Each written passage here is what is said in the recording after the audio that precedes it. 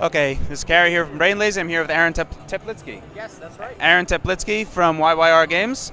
Aaron, let's start it off. What does YYR stand for? It stands for absolutely nothing. It's a nickname that I've had on the net for a long time, and I mean it actually goes all the way back to the old Legend of Zelda on NES. I had an Advantage joystick, as you may recall, it has a turbo button on it. I went into the register your name mode, I held down the button and I flailed the joystick everywhere, and I got YYR 57695. And I thought it was really weird because the numbers and the letters, you know, the letter R and the number 5 are kind of far away from each other. So I thought it was cool and I kept it. A couple years later I signed up for AOL. Everything I thought of was taken, and then I thought, I know something that isn't taken. So I used it, I shortened it to just the letters after a while, the name stuck.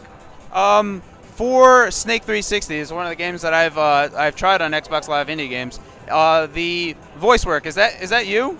Yes, unfortunately it is. It's not great, but I promise if there is a sequel, and by the way, if there is, it will be called Snake 361. I mean, obviously, collectible voices. There's obviously it kind of has like a very arcadey feel, the voice work as it is. I mean, like, you know, you got quick moves and all that other stuff. Yeah. It's very reminiscent of old style games, even the font and everything else. You have some new games coming out. You have Falling and Sharpshooter. Yes. And they're coming out. Just explain a little bit about that. Well, Falling is available now. Basically, in it, you control a little penguin. He's running around. It's a very, very old-looking game. In fact, it has an emulator-style presentation, complete with like a loading screen when you start it up, like an arcade machine. And basically, you know, blocks are falling from the ceiling, and you have to, you know, clear the blocks and then eliminate the occasional walrus, Wally the Walrus enemy that shows up. And, you know, it's a very kind of arcade puzzle kind of thing, because the blocks have different colors, and you have to throw or kick the same color block into each other to clear them.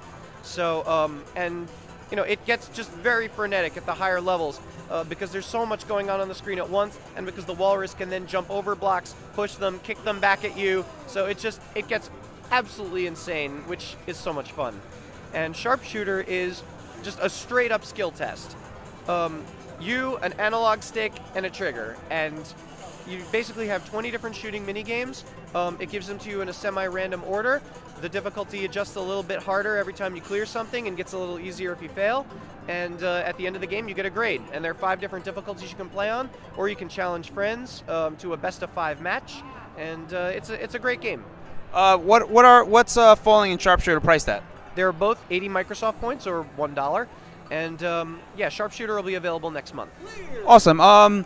Do you ever have actually any plans? Because now XNA Studio 3, they allowed you to use the avatars from Microsoft's That's system. correct. Do you have any plans to use avatars in any of your games, or are you going to stick strictly to like retro styling games?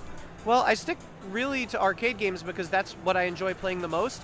And I mean, if I find a place where I can use an avatar in an arcade style game, I'll probably take that chance. But I haven't found one yet, and I have a long list of project ideas. So, yeah, you probably won't see avatars in my games. You know, that's totally fine. It's just, I'm a big fan of retro games, and you're starting to see a lot of 2D side scrollers coming back, heavy animations, or even dark, or just visual style. So people are not looking just for the most amount of polys you can push on the screen, but it's also the feeling you get when you get to play games and you having that come back. So it's real good for us.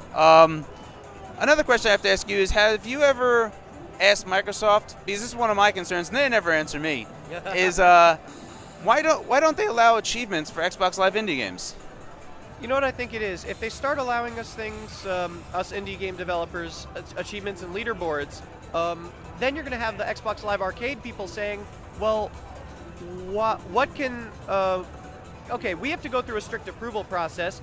You know, we have higher prices, and yet they get all the privileges that we get. They have to keep some stuff from us, because otherwise, why would you publish your game on Live Arcade other than the increased exposure? So, I mean, and of course there are people that buy the games just for achievements.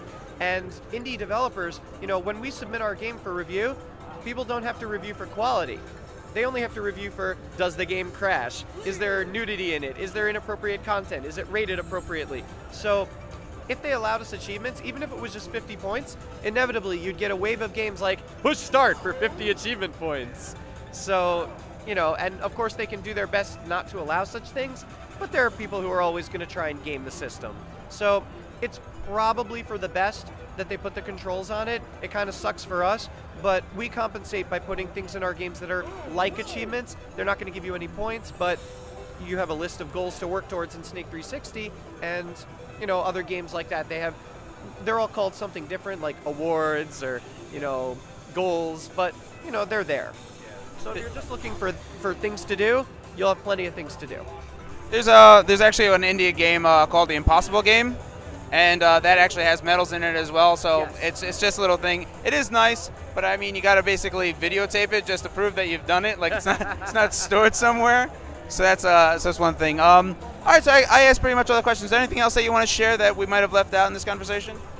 Well, I hope that people, you know, check out the games. I mean, Snake 360 doesn't look like much, and I'm not a graphic artist, and I'm basically using a zero budget. So, yeah, it doesn't look like much. But I'm hoping that the people that try it out, you know, they try the expert difficulty levels that are really entertaining. They try the suffocation battle mode, which has got to be one of the best party games I've ever played, and I wouldn't say that if it wasn't true. You know, try it. The demo is free.